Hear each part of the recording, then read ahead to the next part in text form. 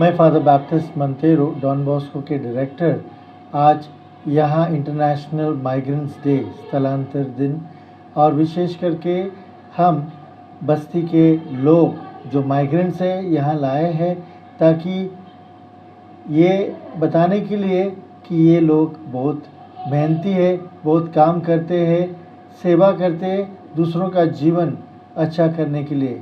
हम कोशिश करते कि उन्हें अच्छा कार्य कर सके और लोगों को और देश का प्रगति कर सके।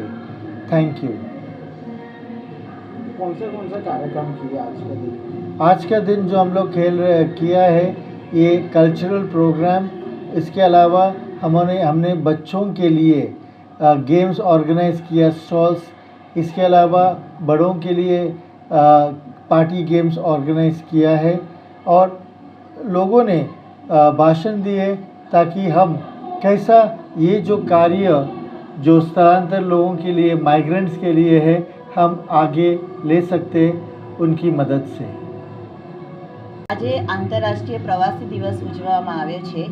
ડોન બોસ્કો સ્નેહાલય 2021થી પ્રવાસી લોકો માટે કાર્યરત છે, જેમાં તે પ્રવાસીઓના ડોક્યુમેન્ટ્સ, તેમની શારીરિક સુવિધાઓ તથા તેમના બાળકોનું શિક્ષણ, જે યુથ છે એ લોકોના માટે સારી એવી તક મળે એવી જોબ, તથા જે એકદમ ગરીબ છે અને જેની પરિસ્થિતિ નથી કે હવે કામ કરી શકે એવા લોકોને દર મહિને રિલીફ વર્કના ભાગરૂપે રાશન પણ પૂરું પાડવામાં આવે છે। અત્યાર સુધી 2500 જેવા માઇગ્રન્ટ ફેમિલી સાથે ડોન બોસ્કો સ્નેહાલય કાર્યરત છે।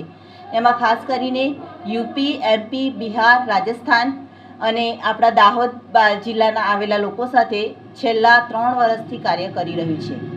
અને આજનો જે 19મી ડિસેમ્બરે આંતરરાષ્ટ્રીય પ્રવાસી દિવસ ઉજવવામાં આવ્યો હતો તેના ભાગરૂપે આજે ડોન બોસ્કો સ્નેહાલય દ્વારા પ્રવાસી દિવસની ઉજવણી કરવામાં આવી રહી છે। કેવા પ્રકારના કાર્યક્રમો કરવામાં આવ્યા?